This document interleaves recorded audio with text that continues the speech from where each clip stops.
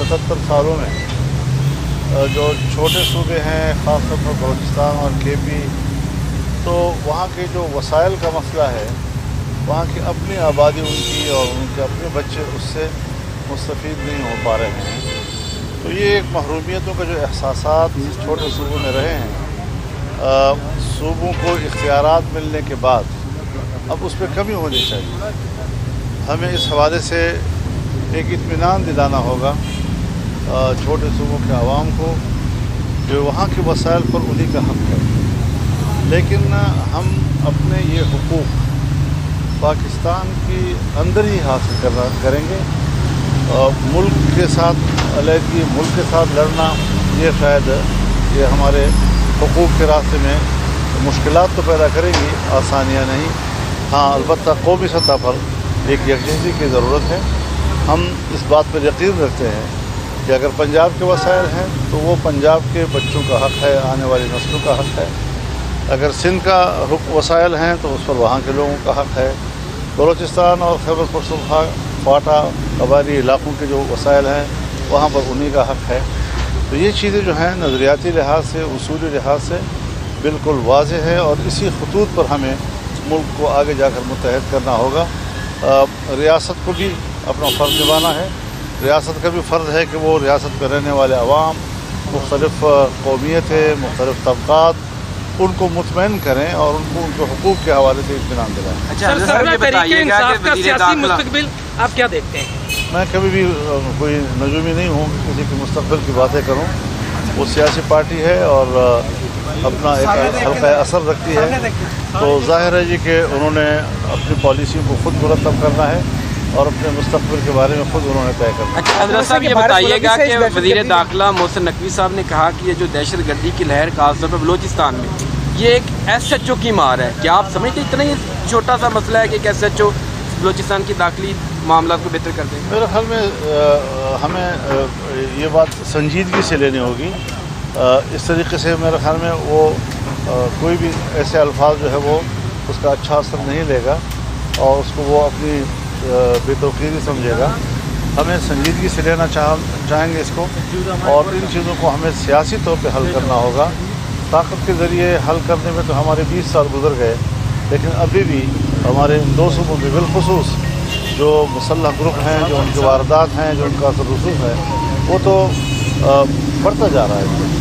उनको भी रोकने के लिए हमें एक हिकमत अमली की तरफ जाना चाहिए और एक ऐसी हिकमत अमली की जहाँ हम उनको मुतमईन रख सकें। सर, बलूचिस्तान फरमाते हैं कि जिन्होंने ये लोगों की टारगेट क्लिक किया है, दहशतगर्दी की है, वो बलोची नहीं है।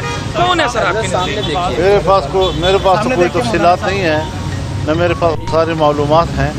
अगर उसके हक़ाइक़ जो है वो हुकूमत, उनके जो एजेंसियाँ हैं, उनके इदारे हैं, वो कौम के सामने वाज़ेह करते तो अच्छी बात है। मौलाना साहब, ये कि शहबाज शरीफ की हुकूमत आवाम को रिलीफ दे रही है, मरियम नवाज़ ने जो है वो फ्री यूनिट दिए हैं।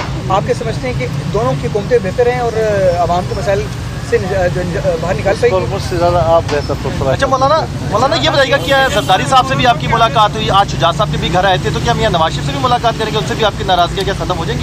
चौधरी शुजात साहब के साथ उन्होंने 1-2 दफ़ा मुझे याद किया था, और चूँकि वो मरीज़ भी है, तो इस दफ़ा जब मैं लाहौर आया काफ़ी अर्से के बाद, तो मैंने अपना अखलाक़ी फ़र्ज़ समझा कि हमारे बुज़ुर्ग भी हैं, हमारे दोस्त भी हैं, एक ताल्लुक़ है, बुज़ुर्गों का ताल्लुक़ हमें वर्षे में मिला है, तो मैं उनकी बीमार पुरसी के लिए आऊँ। तो मैंने उनकी बीमार पुरसी की है और उन्होंने 22 अगस्त को सुप्रीम कोर्ट के फैसले पर खुशी में हमें हलवा खिलाया है। क्या नवाज शरीफ साहब से मुलाकात के लिए जाएंगे? नवाज शरीफ साहब से मुलाकात करने जाएंगे? मेरा कोई शेड्यूल नहीं है। आप ऐसे सवाल क्यों करते हैं कि कल आप कहेंगे कि उन्होंने जाने से इनकार कर दिया? कल की हड़ताल जो जमात इस्लामी कर रही है, उस पर आपका क्या मौक़िफ़ है? हड़ताल का मुझे कोई इल्म नहीं। अच्छा सर, जमात इस्लामी बात करती है, ताजर अगर हड़ताल कर रहे हैं तो उसको तो हमने अव्वल दिन से सपोर्ट किया हुआ है। हज़रत साहब, कहा जा रहा है कि आपकी जो मुलाकातों का तसलसल है, जरदारी साहब मुतहर्रिक हुए, फिर मोहसिन नकवी साहब ने आपसे मुलाकात की, चौधरी साहब के साथ आपने ये एक ख़ास ओहदे की तस्दीक के मामले में आपसे भी मदद मांगी जा रही है। इस हद में, इस बातों में या इस मामले में कितनी सदाकत है कि आप अगर तस्हीह का मामला पार्लियामेंट में कानून साजी आती है तो आप कहाँ खड़े होंगे? अभी तो अगर में हो रही है, और अगर पर मैं यकीन नहीं रखता जब तक हमारे सामने कोई वाज़ेह एजेंडा नहीं लाएगा, कोई वाज़ेह तजवीज़ नहीं लाएगा, तो तभी हम रद्द अमल देंगे। अगर अभी तक किसी ने कोई हमसे बात नहीं की, जरदारी साहब ज़रूर तशरीफ़ लाए हैं और वो पहले भी आते रहे हैं, लेकिन इलेक्शन के बाद पहली मरतबा तो हमने उनको भाइयों की तरह बड़े एहतराम के साथ रिसीव किया है। हमारे पास कुछ लम्हे उन्होंने गुजारे हैं और उनकी तबीयत भी ठीक नहीं है। उसके बावजूद उन्होंने कोई ऐसी बात नहीं कही कि कोई तजवीज़ दी हो या हुकूमत के पास कोई तजवीज़ हो या वो हमारी हिमायत हासिल कर रहे हों, ऐसी किसी किस्म की कोई बात नहीं। इत्तेहाद जो मुशावरत है, क्या वजह है, कौन सी चीज़ें रुकावट बन गई है कि आप लोग साथ नहीं चल पा रहे? हम साथ तो चल रहे हैं, लेकिन यह है कि बहरहाल 12 साल एक लड़ाई, इख्तलाफ और बड़े नज़रियाती किस्म का वो रहा है, तो उन चीज़ों को ज़ायल करने के लिए कोई इस तरह तो नहीं कि थड़े पे बैठ कर हम फ़ौरन तय कर लें कि हम अब एक हो गए हैं। उन सारी चीज़ों को संजीदगी के साथ परखना है और उस पर एक मुत्तफ़क़ा मौक़िफ़ की तरफ जाना है। हुकूमत पूरे कर पाएगी आपके समझते हैं? मेरा काम है।